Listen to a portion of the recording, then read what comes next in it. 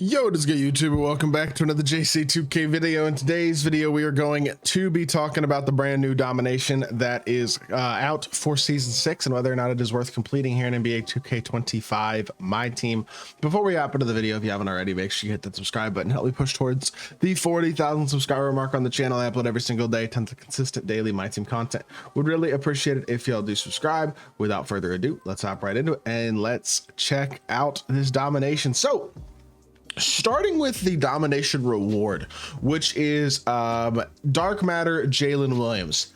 I don't really think he's that great, to be totally honest with y'all, and I'll tell you why. I'm actually going to pull it up on 2KDB real quickly so we can look at animations as well.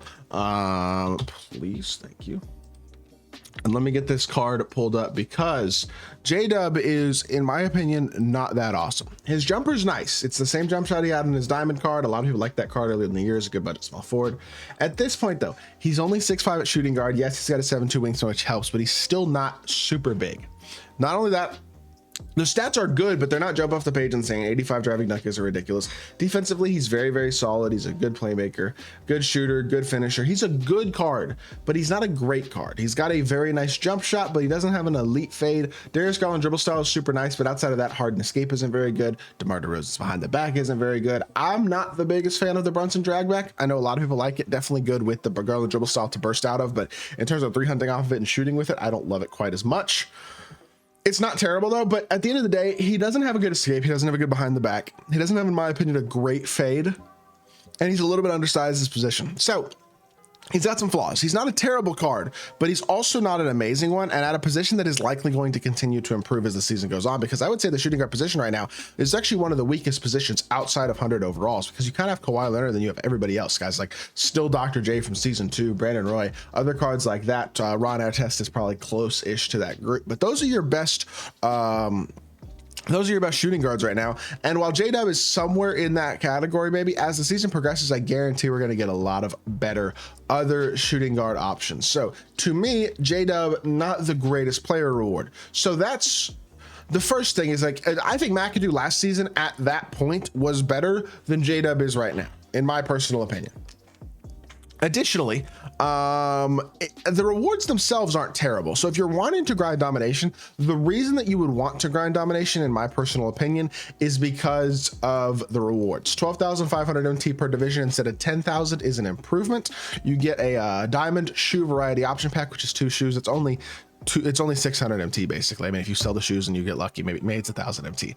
And then it's 3 badges. So the badge deluxe pack, that's another 600, 700, 800 MT. So we'll say 1,500 MT between the diamond shoe variety option pack and the badge pack, and then 12,500 MT. That's going to be in total about 14,000 MT per division from just the divisional rewards. So you get 14,000 MT per division for the divisional rewards, plus a takeover pack. That's, we'll say 50 on average. If you get a silver, 25 for bronze, 75 for gold, so say 50 on average. Badge pack is another 200, so another 250 there. And then a historic franchise option pack is probably another 150. I mean, I don't know what you can get from a historic. Maybe you can get a jersey. So we'll just say 500 more from each team from these rewards. We'll just say 500 to be safe. And so if it's 500 for each of these rewards, and then you're also getting about 2,000 MT from playing each game. That's 10,000 MT plus 500 MT times 5 is 2,500. So that's 12,500 MT plus 14,000 MT. That's about, give or take, 26,500 MT. It might be a little more, a little less, depending on if you're willing to sit there and have the patience to sell things, depending on what you get, whatever the case may be. But I'm going to say it's about 26,500 MT per division.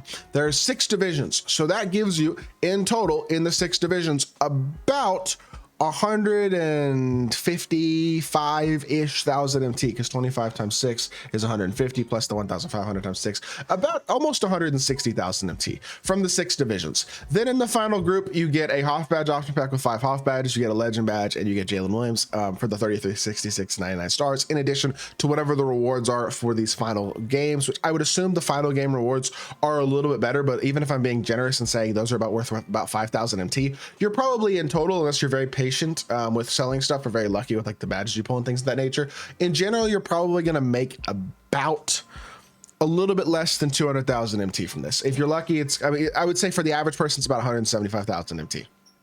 from this domination. So 175,000 MT times, well, I guess you'd make a couple. Yeah, that's about right. Honestly, 175K sounds about right. So 175,000 MT, it takes you about 16 and a half hours to complete the domination. If you lose, don't lose any games. You're looking at a little bit more than 10,000 MT per hour. In my opinion, 10,000 per MT per hour is not a terrible exchange rate. It's better than you're going to make in any other game mode in terms of the amount of MT that you make. And outside of these like festival events, that's about as good as it's been in terms of making MT from playing the game this year. Obviously, you could make more MT if you're investing on the marketplace and stuff, potentially into sniping, but sniping also is harder than it's ever been because of escrow. A lot of people aren't doing it. I don't personally sit there and snipe very much, and I just don't really think it's the best investment of time personally for me because it's really boring. Now, domination's also boring in my opinion. But a lot of people are offline players. If you're an offline player, I would absolutely do this domination. No hesitation, no doubt about it. If you are an online player like myself, I would probably only do this domination if I was a no money spent or closer to no money spent player or needed MT, because at the end of the day, 175,000 MT is not nothing when it comes to picking up really good budget cards, of which there were a lot that dropped in this fan favorites drop, and there were a lot that dropped throughout season 5 as well. So 175,000 MT can be 1 or 2 or even 3 players to your team. If you're newer to my team, you don't have the best team. Maybe you're somebody who spends all their MT on packs, and you need to stop doing that if that's you, because I know there are people out there. I get team submissions all the time from these people who have bad teams and 12,000 MT, and I'm like, how do you have 12,000 MT? I spent 700K MT on packs last week. Well, there you go. That's terrible idea every single time. That's a terrible idea. Like, save your MT, use it for cards that will actually upgrade your squad.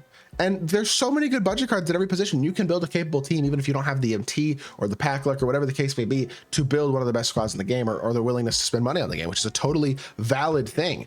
And I know this doesn't sound great coming from somebody who's currently got 2.8 million MT almost in this team, but I've had a lot of really good luck recently. And again, I'm spending more money probably than the average player probably should on this game. I've spent about $100 a week for the past few weeks.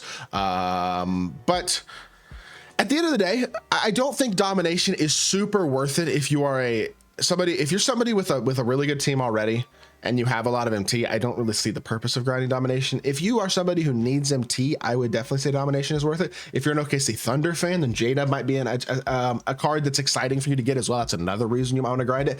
I do not think he is a terrible card, but I don't think he's like an insane reward either. And I will say, if you are purely trying to make MT, the best MT for making domination is this era's domination right here. If you never completed this domination and you want to make MT, this is the best domination to do it. You will make the most MT from this division because you're getting deluxe badges from each game in addition to 15,000 MT per division. You're just overall getting more per division. This is about a 300,000 MT domination, maybe even more depending on how much badges sell for. So in my personal opinion, that would be where I would go if I was specifically trying to make MT from domination. I think that's more worth doing if you haven't done it yet than the Jalen Williams domination. But with that being said, I wanted to talk about the domination. I do it every season and I hope it helps y'all out. If so, make sure you hit that like button, leave a comment, and subscribe. I'll be back with more 2K content very, very soon, and I appreciate y'all. Peace.